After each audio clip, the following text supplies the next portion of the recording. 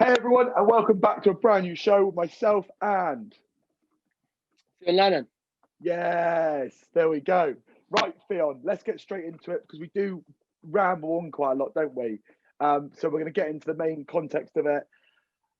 Tips on boosting your mood. So if you're feeling like an absolute bag of Spanish, you're feeling like crap, what would you be doing, or what would you recommend the people out there to be doing currently right now?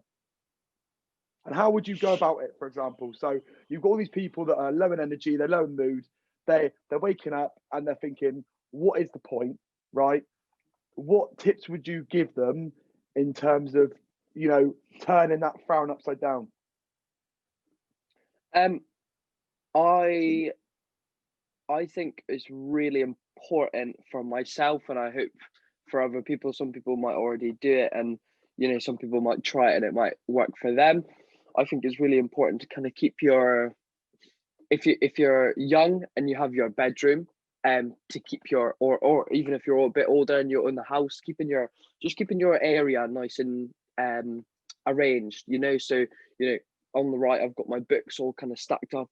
They're not all over the desk, and then I've kind of got everything in shape, and my bed's made and all that kind of stuff. I think that's really, really important for a lot of people. And you may say, well, how's that going to boost your mood? But I think, for example, if you wake up in your bed and the first thing you wake up and you look over at your desk and there's just books scattered all over, and there's like cup marks on the desk, and then you look on the floor and there's just like three pairs of boxes on the floor from previous days, and your coats are hanging up and all over the place. Just a picture, kind of like a messy room. You haven't hooved in a while. I think that's just going to put you in a state of mind throughout the day that's just kind of cloudy and messy already. And then you're not going to be able to appreciate the little things that we've kind of got to offer at the moment, like going outdoors, like speaking to family, because you're just already in a messy state. And chances are, if your little personal space is quite messy and quite cluttered, then chances are the rest of your house, I'm not saying you're a messy person. I'm not trying to, at anyone or anything. However, I feel like if that's the kind of situation you live in, I feel like that's just going to, really affect your mood and kind of clutter your day up. So what I do personally is I like to keep myself nice and tidy. Not always clean, I'll give it that. Not always clean, but nice and tidy all the time. And I feel like that just, allows me to take in more positive thoughts throughout the day. So basically, summarising what you're saying is if you live in a shit pit, you're going to be grumpy. If you want to say, if you want to say it like that. No, mate, I know exactly what you mean. I am, and I don't think that's just for people in having one room messy. I think they're like, for example, like my place. If I come back and, for example, there's like the washing racks out, and there's a load of like plates and like cups and things out, and there's a few packets of things, and also the floor's a little bit dirty because we've got dogs, so we're always constantly hoovering the floor. I completely agree with you, mate. You walk in, it's like, oh God, and then you go to the bedroom and you've left a few clothes there, and then you've left a few more clothes there, and then before you know it, it becomes like a bigger issue. So I couldn't agree more. I think if you've got, not necessarily saying you have to be a neat freak and super clean, but I think, like you said, you've read a lot of books on it as well. There's a bloke, don't know his bloody name, but he says the first thing you should be doing in the morning is making your bed. That's literally Making the your bed, first yeah. thing. Making your bed, like what you, and I think making your bed isn't just making your bed. I think the whole room should be tidy. So I think if you wake up to a messy room, you're literally creating a very messy, untidy day in yourself. A very just I think just one of those unscheduled, days. And people go, well, like, you haven't got kids, you haven't got a clue. And I might not have kids, but I've got three dogs. And if anything, I've got three dogs. I think three dogs are probably harder to keep clean than like three kids, especially when you've got all the mud going on and stuff like that, and having to dry their feet all the time, and you've got mud everywhere, picking up toys, jumping around. So it's pretty similar. It's just they're furry. So Yeah. you've got that to handle, and dogs also come with their clothes. We've got little raincoats for our dogs now. They love them. Okay. But I think it's the whole thing. It's like tidying up, and then you maybe have tea, you maybe fall asleep on the sofa, and you think, oh, I'll wash that up in the morning. And then first thing in the morning, you go to the kitchen and you've just got messy plates everywhere. It's probably not going to start you off for the best day. So Yeah. I think it's great. I think it's a great tip. So tidy tidy space, tidy mind. Is that a Give good it saying that. or not? There we go. Stick a I'm going to patent come on in. it. Yeah, I'm going to go in there with, for me at the moment, I think massively is my breathing every single morning, and I'm going to cover that in a second, and also cold water therapy, which we both do. Now, the breathing, I do what's called Wim Hof, and a lot of people think, what's the point in doing it? But for me, every single morning I get up, I don't want to do it because I know it's going to take 15 minutes of my time. But every time I've done it, I feel bloody amazing afterwards. I feel relaxed, I feel calm, and I just feel set up for the day. The summarizing it, Wim Hof, you just literally do 40 really big deep breaths in through the mouth, in through the stomach, in through the chest, and you just breathe out. And you got 40 times. On the 40th one, you breathe out fully, and then you hold your breath for as long as you feel comfortable. And then when you feel like you need to catch your breath, you just breathe in deeply, hold it for 10 seconds, and I repeat that 3 times. Now, people thinking, well, why would you do that? Breathing is one of the most important things we do on a daily basis, and unconsciously we breathe. And actually, breathing reduces anxiety, reduces stress, and just gets your body moving properly. All right. If you haven't got time to do that, doing box breathing is really good. So you could breathe in for 5, hold for 5, breathe out for 5, hold for 5. And you could do that 2, 3, 4, 10 times. Start yourself off for the day, and you will feel a lot better than when you first started. Tip number 2 would be the cold water therapy, which I've literally just gone down to West Bay and done myself, and I feel bloody good from it. Fionn, how do you feel after cold water? Tell you what, you honest. phrased that question well, because I feel amazing afterwards. Yeah. Afterwards, you get out and you're like, it's like someone's like tasered you, but like really on a small scale, isn't it? Like you come out Yeah. like, obviously you're shaking and your hands, your feet are cold, and sometimes your head, because they're the places where you lose and gain heat the most, isn't it? Yeah.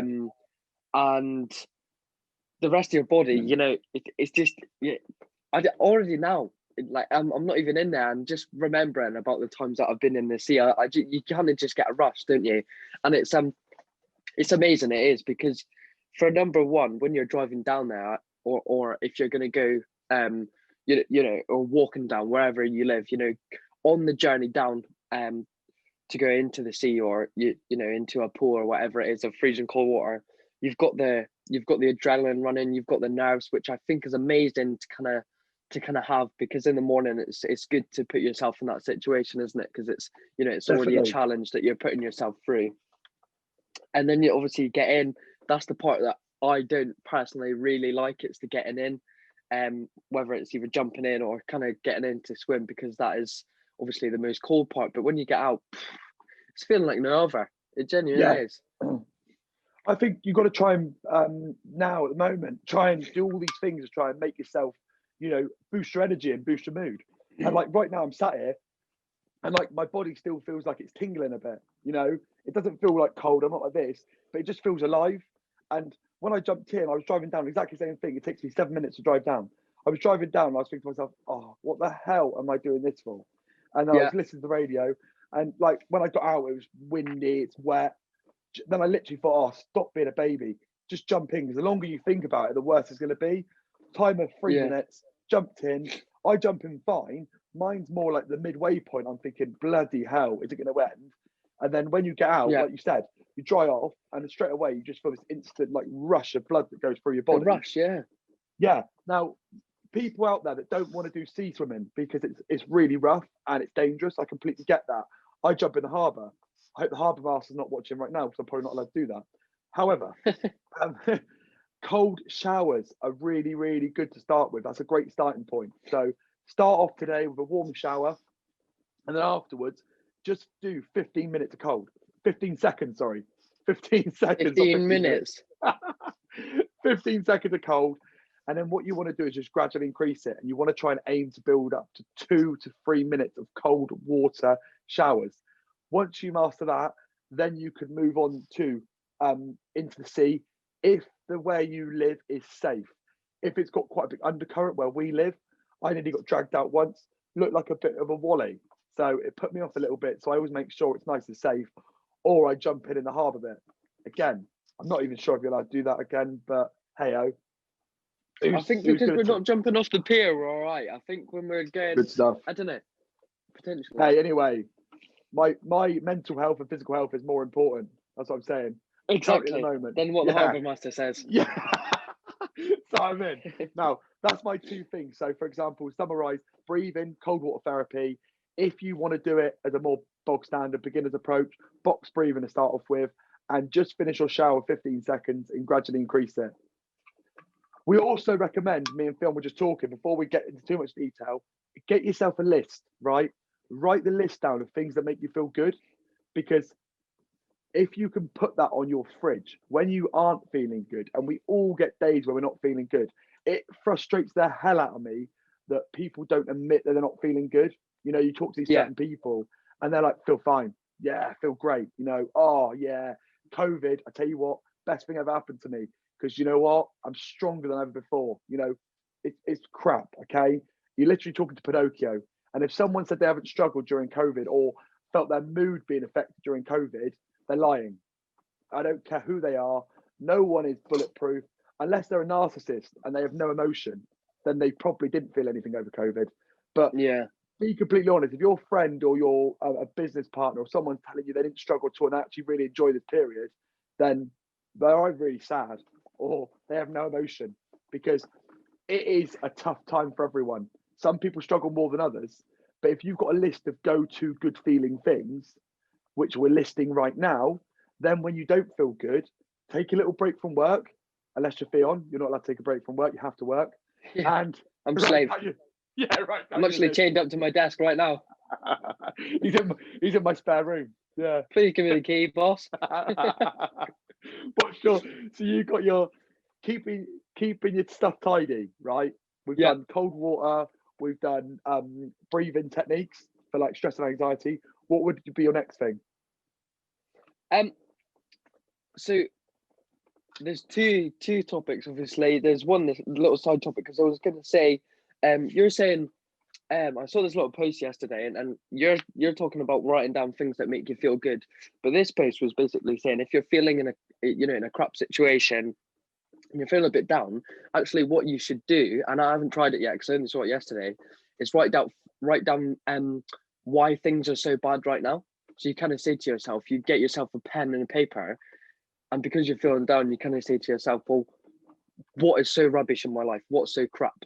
And you try to write it down, and the kind of whole point is hopefully there's only petty things that when you look back on that list, you say, well, actually, in terms of what I've got, so for example, you know, for people potentially watching this, or me and you, you know, we're all quite privileged. We've got technology, we've got food in the fridge, we've got a roof over our heads, you know, we've got a bed to sleep in, we've got resources that we can work with, you know, we've got friends, we've got family, that kind of stuff. And when hopefully you look back at the list, you kind of say, well, actually, things aren't that bad. I was just having a down day, kind of thing. So I think some people maybe could take that approach. So, but what I was going to say is, friends and family, talking to them, my friends, on the weekends, you know, as a young person, I'd usually be going out and, you know, going out to the pub, or going out to someone's house, or, you know, going out for food, or something like that. And that's one thing that has really affected me. You know, all through the week I'm fine, because I've got plenty of work to do, and I kind of like chilling out on the week anyway. I think most people do, but on the weekends, you know, my forced habit was to go out for a walk with the mates, go out for a drink with mates, and go out for some food with mates, and that would be the whole weekend. And I had a Saturday job as well. So for me, that's really hitting home a little bit when it comes to Friday, Saturday night, or Saturday, Sunday daytime.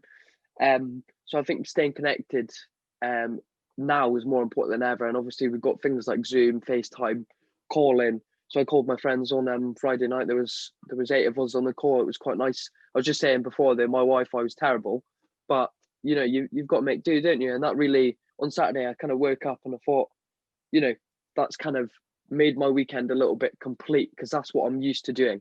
So I think the kind of habits and routine that we usually do in normal life, we should try and follow them as closely as possible during lockdown. So for example, you know, you call your granny on a Saturday, try and, you know, carry that on if possible, or, you know, you see your church club. If you're in a church club, email them all, get them all on a Zoom call, do a quiz on Sunday. I don't know, something like that. I think staying connected with people just really helps me to kind of, to stay balanced. I think that's what we've done so well with our trying to think with our group. I'm trying to think of the name to use it with our members, groups, friends. We literally just literally transferred it from like this to online, but it didn't change. The time stayed the same, and we just offer the same service just on a virtual format, and that's why it went so well. We just literally said, right, this has happened. Right, we're going to do this and this instead. So if you're not meeting your friends, etc., you can still do Zoom calls. You can still do like quizzes. You can still do loads of different things. If you haven't got any friends like me, then you're stuffed, really. That's the thing. Yeah. So then you need to spend more time with your mum and dad. Sad old man. Yeah, you're gonna spend time with your friends. If you've got like no friends, but if you get a dog. If you haven't got any friends, just get a dog. Honestly, trust me, that's the best friend a man can get. Just get more dogs. Just set them all up in Zoom calls. I set Murphy up in like the spare room.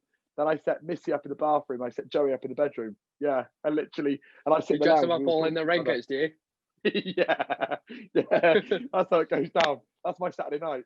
But the thing is, like you said, friends and family, massive thing. You can still talk to them, you can still Zoom them, you can still have a bit of banter and stuff like that.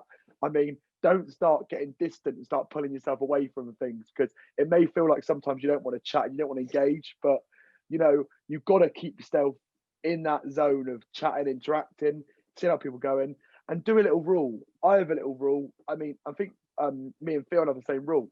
We don't talk about COVID, right? It's like Fight Club. No, we don't talk about it. Me and Fionn, our conversations never have we ever spoke about. We don't think we spoke about the vaccine. We haven't spoke about any of it, right? Because at the end of the day, it's getting bombarded down your throat, left, right, and centre with social media and news and everything like that. So we haven't ever really said it to each other, but we've never said a negative thing and we've never talked about it.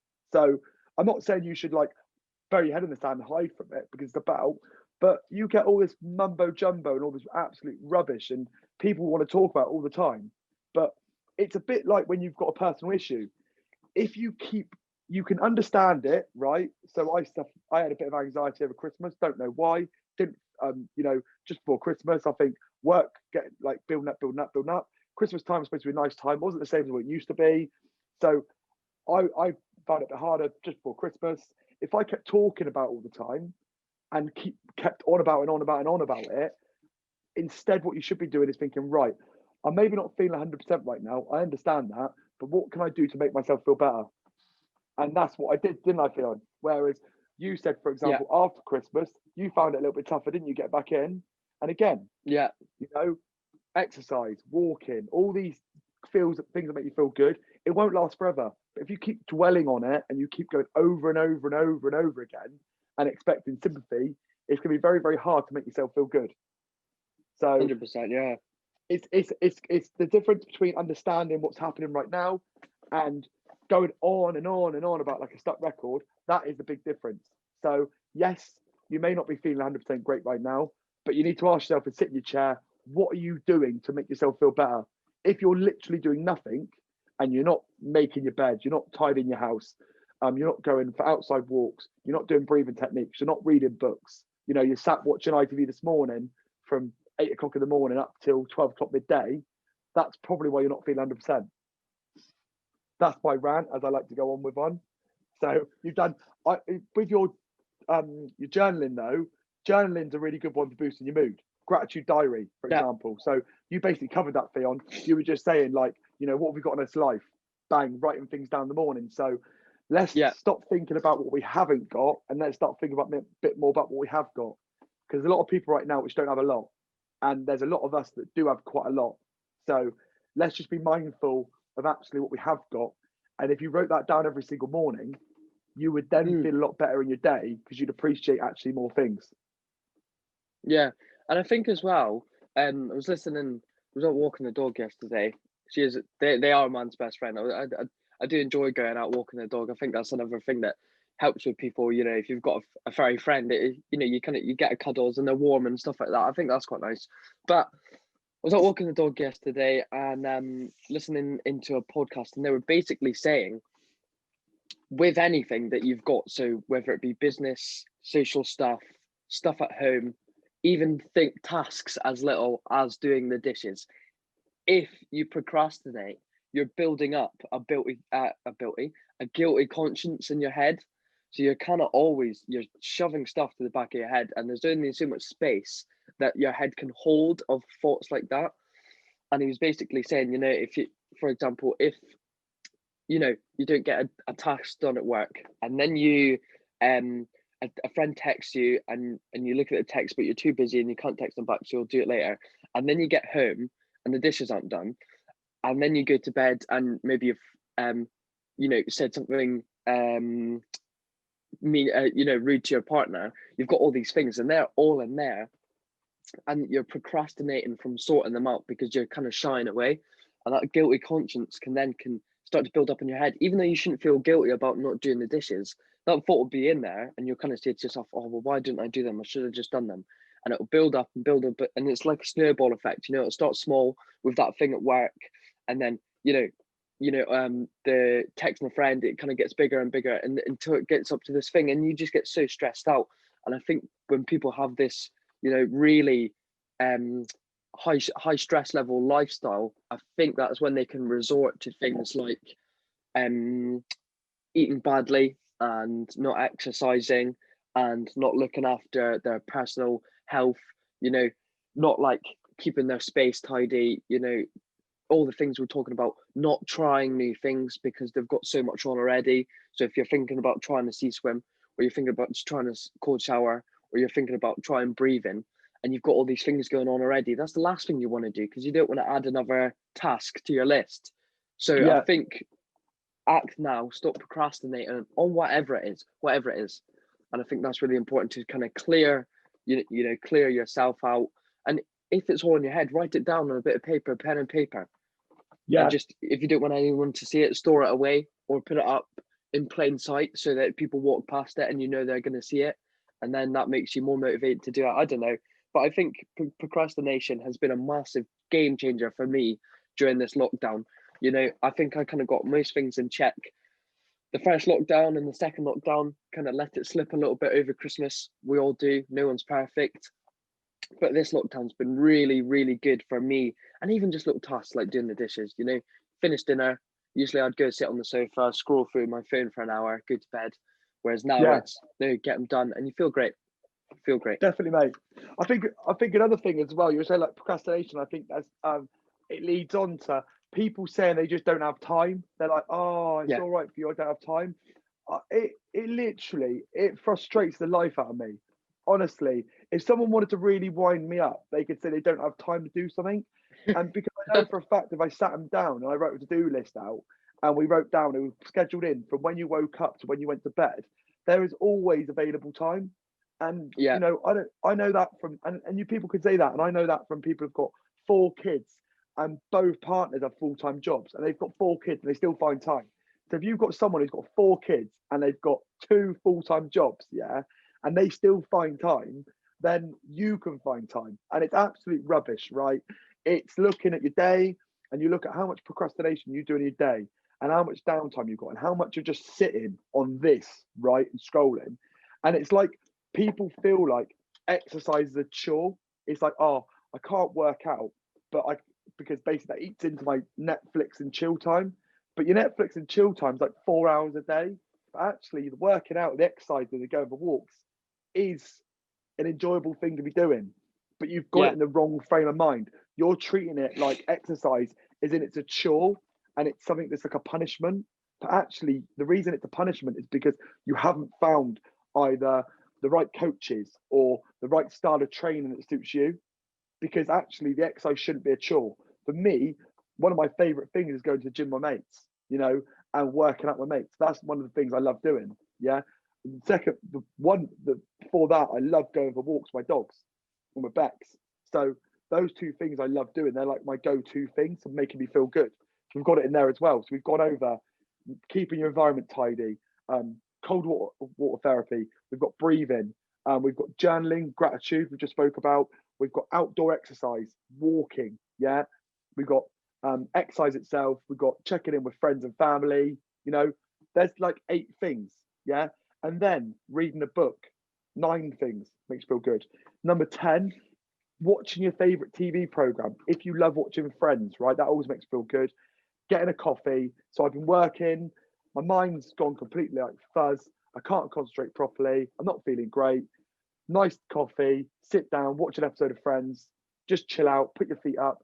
If it isn't your cup of tea, reading a good book, right? We've all got books. We should all try and read. Yeah. I never used to read. The last book I read was Harry Potter when I was like 10 years old. And then I just took up reading. And mate, it's true. And I took up reading about a year ago, right? So it took me 18 years to pick up another book. And since then, I've been reading I've read about 15, 20 books, all around mindfulness, more about autobiographies of people, all about improving people's moods, productivity, business related stuff. And I love it. I read Jay Morton at the moment. He's from the SAS Who Dares Wins.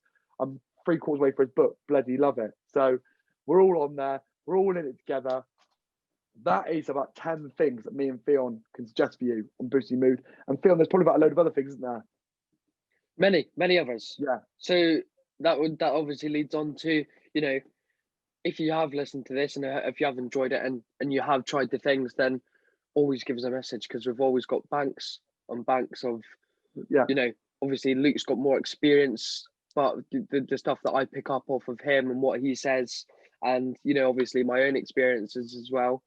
We've got many topics and many things that you could try, because we're always trying to boost your mood. We're not your enemy counting reps, making you do burpees on a Thursday night for no reason. I think we run the extra mile and kind of provide that little bit extra. So we're always here if you need someone to turn to, and other options to resort to as well. And I'm going to just put a shameless plug out there. I can guarantee you, if you start training with us, we are literally the best coaches.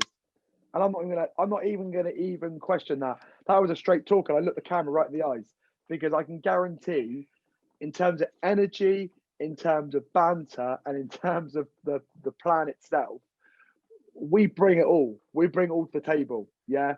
So if you are looking for something to try and boost your mood up, and you need some accountability, and you need some coaches that have a bit of a laugh and don't take themselves too seriously, then that's when you want to send us a message, and we can send you more information. Did you say you take yourself seriously? I'd say you take yourself seriously, mate, to be fair. Yeah. I'll tell you what. My hair, I need to sort it out. There we go. I've gelled it this morning. Your hair? My hair? Yeah, I know. I've got a grade 5 on the back, mate. Oh, it's mad, isn't it? You should get your mum to do it. Lockdown Barnet. Lockdown Barnet. Hey, hope that helps, everyone. We rambled on enough. We're going to leave you to it now. So if you've enjoyed it, if you've enjoyed it, make sure you always share it. Make sure you tell your friends about it. And like I said, if you need a hand, reach out.